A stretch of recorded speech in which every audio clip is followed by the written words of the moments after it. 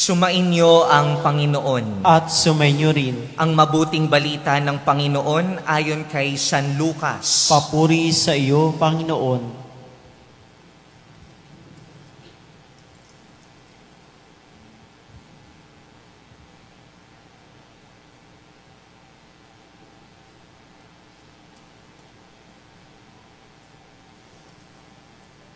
Noong panahong iyon, isinaysay ni Jesus ang isang talinhaga upang ituro sa mga alagad na dapat silang manalangin lagi at huwag manghinawa.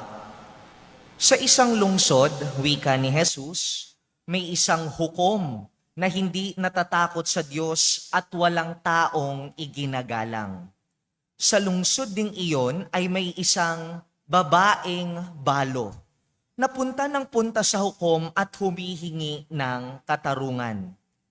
Tinanggihan siya ng hukom sa loob ng ilang panahon. Ngunit nang malaunan ay nasabi nito sa sarili, "Bagamat hindi ako natatakot sa Diyos ni gumagalang kanino man, igagawad ko na ang katarungang hinihingi ng babaeng ito, sapagkat lagi niya akong ginagambala. Baka pa ako mainis sa kapaparito niya." At sinabi ng Panginoon, "Narinig ninyo ang sinabi ng masamang hukom. Hindi ipagkakait ng Diyos ang katarungan sa kanyang mga hinirang na dumaraing sa kanya araw-gabi, bagamat tila nagtatagal iyon. Sinasabi ko sa inyo, agad niyang igagawad sa kanila ang katarungan.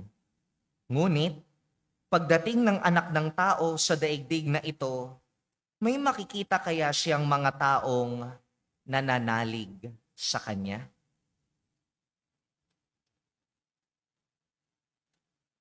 Ang mabuting balita ng Panginoon. Pinupuri ka namin, Panginoong Hesukristo. Magsiupo ang lahat at makinig sa homilya. Magandang gabi po sa inyong lahat. Pakibati naman po ang inyong mga katabi ng good evening. Ang taong nagdarasal, nangungulit, pero hindi namimilit.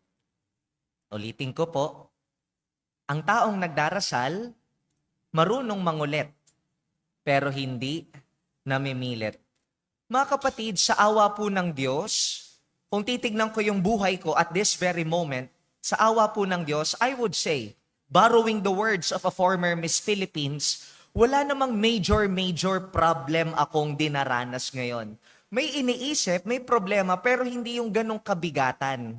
Nagpapasalamat ako sa Diyos na okay naman po ang kalusugan ko at kalusugan ng mga magulang ko. Nagpapasalamat ako sa Diyos na okay naman yung mga relationships ko sa pamilya ko, mga kaibigan ko, mga parokyano ko sa Mandaluyong. Nagpapasalamat ako sa Diyos na okay naman po at nagagawa ko yung mga trabahong binibigay niya sa akin. At nagpapasalamat din po ako sa Diyos na provided naman po ang mga primary needs ko. All in all, nagpapasalamat ako sa awa ng Diyos. Okay po ang buhay ko ngayon. Bakit ko po ito kinikwento sa inyo? Kung di nyo na po matatanong, last 2 Mondays ago, kami pong mga pari ng Archdiocese of Manila, we went to Italy. Alam nyo naman po siguro, kasama ko ang inyong parish priest na si Father Danichi. We went to Italy. Why? Hindi po kami namasyal lang. We had our pilgrimage. Bumisita po kami sa mahigit kumulang 15 churches. At tinatanong ko yung isip ko, teka lang, 15 simbahan pupuntahan ko. Sa awa ng Diyos, okay naman yung buhay ko ngayon. Anong idarasal ko? Nakukuha niyo po yon? Sa bawat simbahan, 15 yun, anong ipipilit kong idasal kung wala akong maisip? Bigla po akong nakaisip ng idea.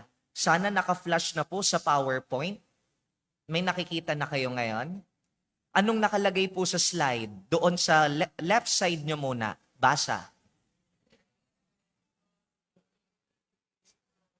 Ginawa ko po, dahil nga hindi ko alam anong ipagdarasal ko sa 15 simbahan sa Italy, gumawa ako ng Google Form. Yung Google Form, binigay ko po sa aking mga parishioners. Sabi ko sa kanila, yung survey na yan, ibibigay ko sa inyo, sagutan ninyo. Ilagay ninyo yung mga dasal ninyo, mga prayer intentions ninyo. Dahil kung anong dasal ninyo, yun ang dasal ko sa Italy. So ano pong nangyari? Next slide. Ano na pong nakikita ninyo? Maleta na may mga papel. Nakapag-print po ako ng mahigit kumulang 15 pages, 144 intentions ng aking mga parishioners. Baon-baon ko po sa maleta ko. At anong ginawa ko sa mga prayer intentions nila? Next slide. Kita nyo po yan? Anong slide na nakikita ninyo ngayon? Ano yan? Ano na? Sino yung santo? Nakikilala ninyo? Yan ba yung matandang lalaki? Ay, hindi. Yung color green. Okay. Yan po ay libingan ni Saint Anthony of Padua. Kita nyo, yung prayers na pinadala nila sa akin, dinikit ko kay Saint Anthony. Saint Anthony, ilapit mo naman tong mga dasal ng parishioners ko kay Jesus. Next slide. Tapos, pipicturan ko sino yung mga pinagdasal ko for that day. Nakikita nyo yung pangalan nila. Tapos hahanapin nila isa-isa. San kaya ako pinagdasal ni Father Aldwin? Next slide. Kilala nyo na sinong santo yan? Sinong saint yan? Saint Carlo Acutis. Nakita nyo, no, ginawa ko dun sa papel. Nasaan yung papel? Nakadikit ulit sa kabaong niya. Saint Carlo Acutis. Kung sino man tong mga hawak ko ngayon, ilapit mo ulit prayers nila kay Jesus. Next slide. Sino na yan? Padre Pio. Padre Pio, yung mga may sakit kong parishioners, ilapit mo naman kay Jesus na gumaling sila kaagad. Sila po yung pinagdarasal ko. Wala kasi nga akong makitang major problem, kaya sabi ko, mga problema na lang ng parishioners ko ang ilalapit ko kay Jesus. Pero sa kalagitnaan ng aming 10-day pilgrimage, bigla rin po akong napadasal. Bigla rin po akong nagkaroon ng prayer intention. Bakit? Father, bakit ka biglang napadasal? Akala ko ba okay lahat sa buhay mo? Napadasal ako, next slide. Sino yung naka-white? O, tas tignan nyo yung upper left. Sino yung nasa upper left ni Pope Leo? Sino yung nandun sa likod niya? Upper left. Okay, kita nyo ako. Ganyan ako kalapit kay Pope Leo. Napadasal ako, hindi po dahil nagpapasalamat ako na nakadaupang palad ko si Pope Leo. Next slide, please. Napadasal ako hindi dahil napuntahan ko yung libingan ng patron ng parokya namin. Ang parish ko po, San Felipe Neri Parish. Yung nasa likod po namin, libingan ni Saint Philip Neri. Bakit ako napadasal? Pwede na pong patayin yung PowerPoint. Bakit ako napadasal? During the 5th day, kalagitnaan ng aming 10-day pilgrimage. Hindi dahil nagpapasalamat ako kay Lord na na-meet ko si Pope. Hindi dahil napuntahan ko yung libingan ng patron saint namin, napadasal ako on the 5th day dahil nung bibili po ako ng stampita, alam niyo yung stampita? Yung mga maliliit na picture ng saints. Bibili ako ng stampita sa isang tindahan. Pagkita ko po sa bag ko, nawawala o nanakaw ang aking wallet. Napadasal ako dahil nawawala o nanakaw ang aking wallet. Dasal ako, magmula nung 6th day onwards, Lord, balik mo naman yung wallet ko kahit driver's license ko lang.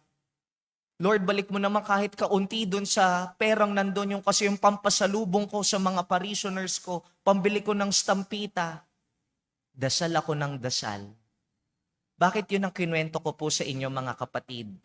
Dahil ang ebanghelyo po natin, ang gospel natin sa gabing ito, tinuturuan tayo paano magdasal. Uulitin ko ha, tinuturuan tayo papaano, hindi kung ano ang dadasalin. Dahil nasagot na ni Jesus kung ano ang dadasalin. Ano yung dasal na tinuro sa atin ni Jesus? Ama namin. Doon niya tinuro kung ano ang dadasalin. But this evening, tinuruan niya tayo papaano, how to pray. Kaya anong sabi dito ni Jesus? Isinaysay ni Jesus ang isang talinhaga upang ituro sa mga alagad na dapat silang manalangin. Kailan? Lagi. Paano tinuro ni Jesus? Sa isang town, storya, meron daw hukom or judge. At itong judge na ito, walang pakialam sa Diyos at sa mga tao. Basta pag gumawa siya ng desisyon, di ba ganyan ang gawain ng judge? Gumawa ng desisyon, kung ikay magiging masaya sa desisyon ko, wala akong pakialam. At kung ikaw ay masasaktan o malulungkot sa desisyon ko, wala rin akong pakialam. At kahit may Diyos, wala akong pakialam sa sasabihin niya. Basta gagawa ako ng desisyon. At doon daw sa isang taon, mayroon ding isang babae, balo. Ano po ang balo? Namatayan ng asawa. Humihingi siya ng hustisya. Pakiwari ko po na murder ang kanyang asawa. Kaya nakalagay po dito, isang babaeng balo na punta ng punta sa hukom upang humingi ng katarungan. Uulitin ko, itong judge walang pakialam. Kaya nga nandito nakalagay, ang tagal na niyang hindi binibigay ito. Tininggihan niya siya ng hukom sa loob ng ilang panahon. Kumbaga, lapit ng lapit yung balo, hindi naman ang hindi itong hukom. Pero kinalaunan, ano sabi nung judge? Bagamat hindi ako natatakot sa Diyos at hindi ako gumagalang kanino man, igagawad ko. Ibibigay ko na ang katarungang hinihingi ng babaeng ito. Bakit niya binigay? Sapagkat lagi niya akong ginagambala. Lagi niya akong kinukulit. Anong gustong sabihin sa atin ni Jesus sa gabing ito? Tayo ay mga anak ng Diyos. Pwedeng pakitaas ang kanang kamay, lagay sa dibdib, sabihin sa sarili, anak ako ng Diyos. Lakas mo pa. Ngayon, sabihin mo sa katabi mo, anak ako ng Diyos. At bilang anak, balikan niyo yung panahong maliliit pa tayo. Balikan niyo yung panahong kasama niyo pa mga magulang ninyo. Ano ang natura ng isang anak sa kanyang mga magulang? Anong natura natin bilang mga anak? Wala pa tayong trabaho, wala tayong hanap buhay. Anong natura natin nung maliliit pa tayo? Hingi ng hingi. Ganun ang anak. Natura ng anak, humingi. Kaya nga ang baby umiiyak para humingi ng dede, humingi ng pagkain, humingi ng kalinga. Natura ng isang anak ang humingi. Tinuturuan tayo ni Jesus sa gabing ito, ikaw ay anak ng Diyos, humingi ka ng humingi sa Kanya. Karapatan mo ito. Hingi lang ng hingi. Walang problema dyan. At kapag ikay hihingi, ikaw ay mangulit. Katulad nung babae. Kulitin mo lang ng kulitin, kalampagin mo yung pintuan ng langit. Malay mo, katulad nung babae sa istorya, makulitan sa'yo ang Diyos. Ibigay sa'yo ang hinihingi mo. Pero, para ibigay, para ikaw ay maging makulit, dapat ikaw ay paulit-ulit. Di ba ang makukulit? Sila yung mga paulit-ulit. Ang pagdarasal, hindi yan one time, big time. Tapos nakuha mo na yung kailangan mo, di ka na ulit magdadasal. Hindi po. Ang pagiging makulit, kailangan paulit-ulit. Hindi mo pa nakukuha, ulit-ulit. Nakuha mo na, ulit-ulit pa rin ang pagdarasal. Doon ako nagtatampo sa maraming tao. Nakuha lang yung kailangan nila, hindi na ulit nagsisimba. Kailan na lang sila babalik? Pag meron na ulit, problema. Hindi. Ang pagdarasal, turo ni Jesus, pangungulit, at ang nangungulit, anong gawain niya? Paulit-ulit. Tayo ay nagnonobina para kay Ina ng Santo Rosario, correct? Ilang Hail Mary meron sa isang rosary? 53. Imagine mo yun, 53 na Hail Mary, paulit-ulit. Bakit? Una, tayo ay nangungulit na, Mama Mary, ilapit mo na yung dasal namin sa anak mo. Napagbigyan niya kami. Pero liban doon, kapag ang isang bagay, inulit-ulit mo na, anong nagiging? Pag ang isang bagay, paulit-ulit mo nang ginagawa, ano nangyari?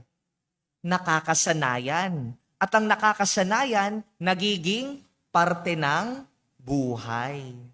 Ano tinuturo sa atin ni Mama Mary?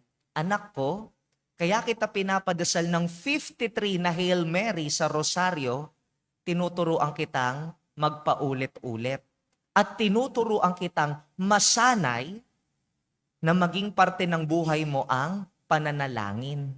Na kapag ikaw ay nasa jeep, kaysa mag-cellphone ng mag-cellphone, magdasal. Na kapag naghihintay kay teacher habang wala pa siya sa school, imbes na makipagkalikot sa mga kaklase, magdasal. Kaya pinapaulit-ulit para makasanayan, para maging parte ng buhay mo ang pananalangin. Malinaw pa ako so far? Uulitin ko po, tinuturuan tayo ni Jesus ngayong gabing ito, tayo ay mga anak ng Diyos. At ano ang natura ng isang anak sa kanyang magulang? Humingi. At kapag hihingi, tuwing kailan?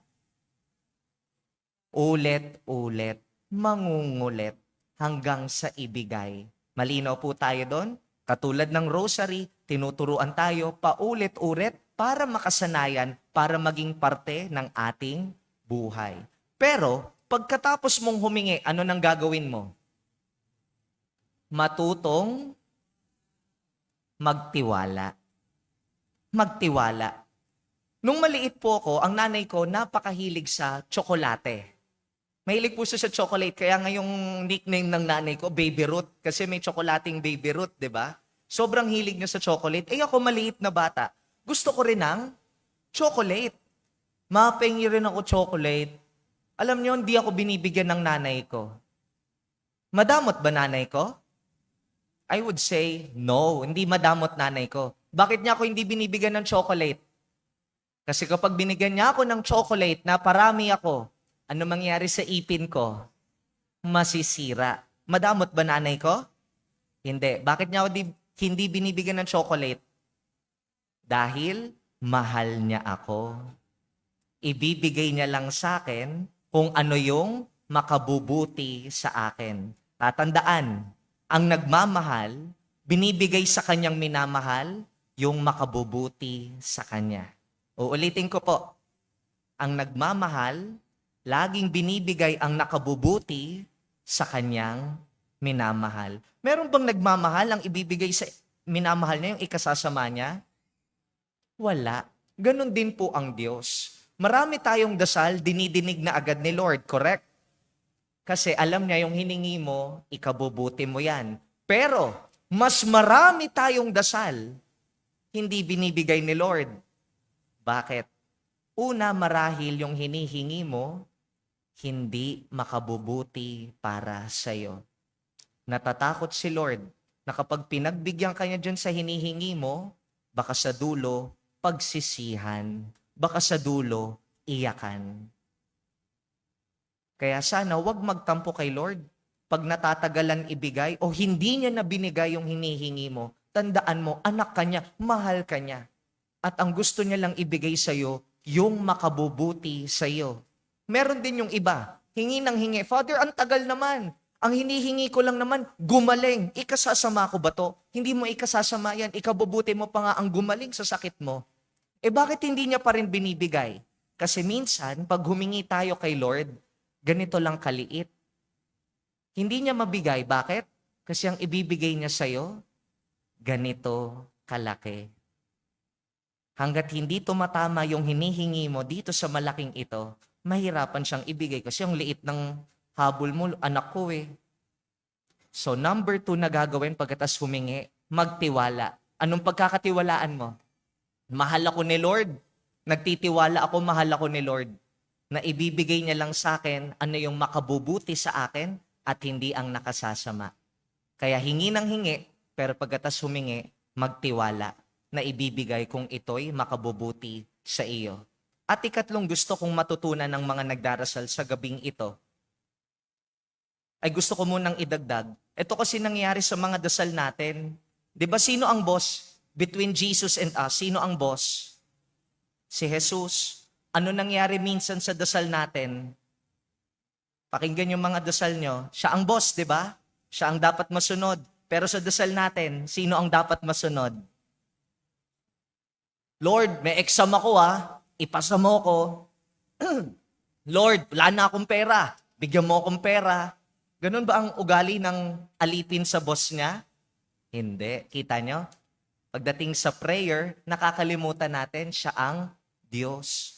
Kaya nga gusto ko sabihin sa inyo, katulad ng sinabi ko kanina, ang nagdarasal, nangungulit, pero hindi namimilit. Magtiwala na alam ni Jesus ang ginagawa niya at ibibigay sa buhay mo. At ikatlo kong gustong sabihin sa inyo, nung nandun kami sa Italy, may isa akong paring narinig, naghumili siya.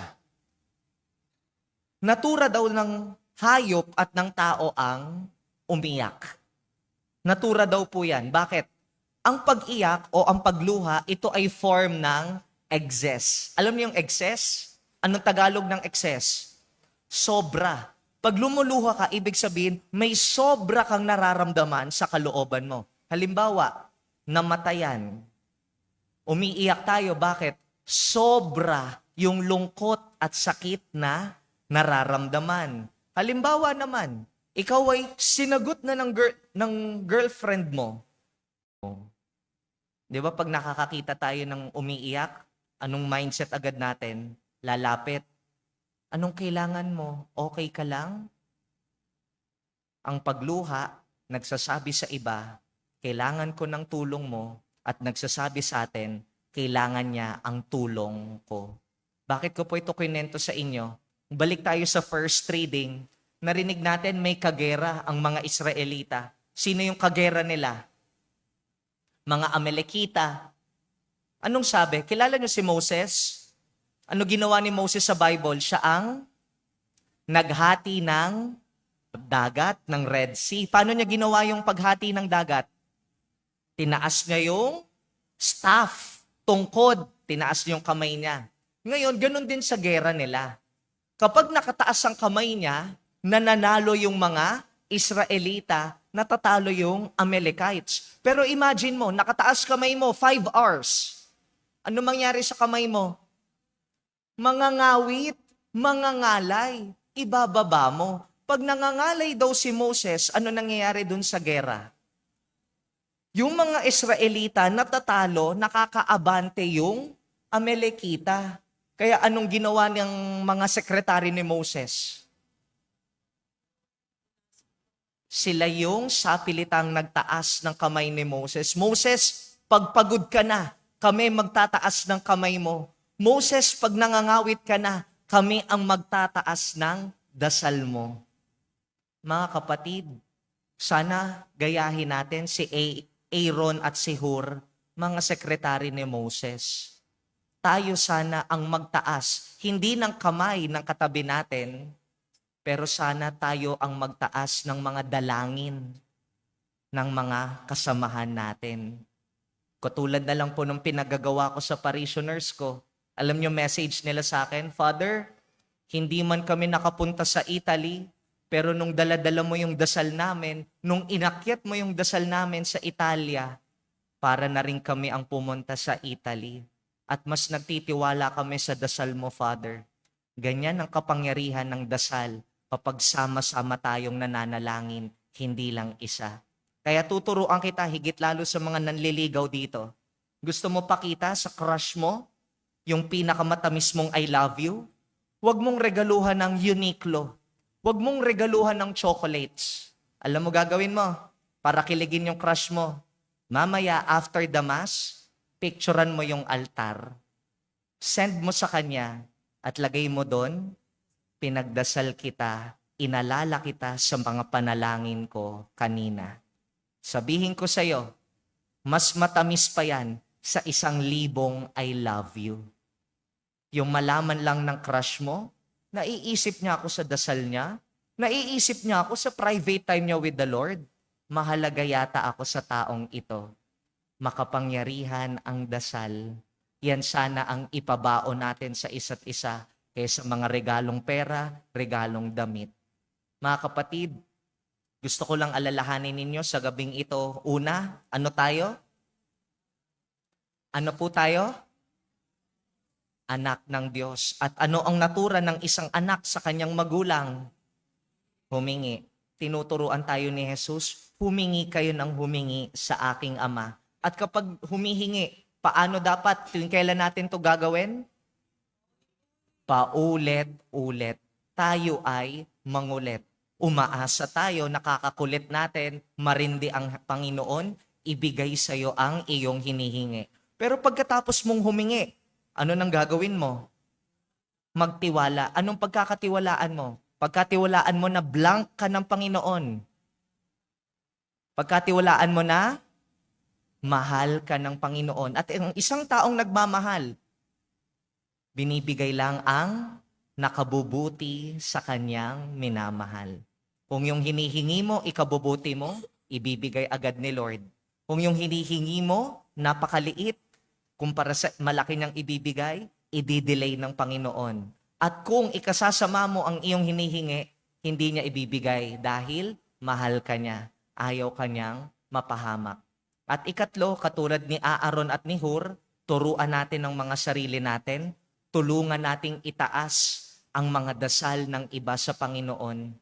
Kaysa sabihin mo, kaysa magregalo ng pera, magregalo ng chocolates, magregalo ng damit, iregalo mo ang panalangin mo. Ang panalangin mo, higit na makapangyarihan sa 1,000 I love you.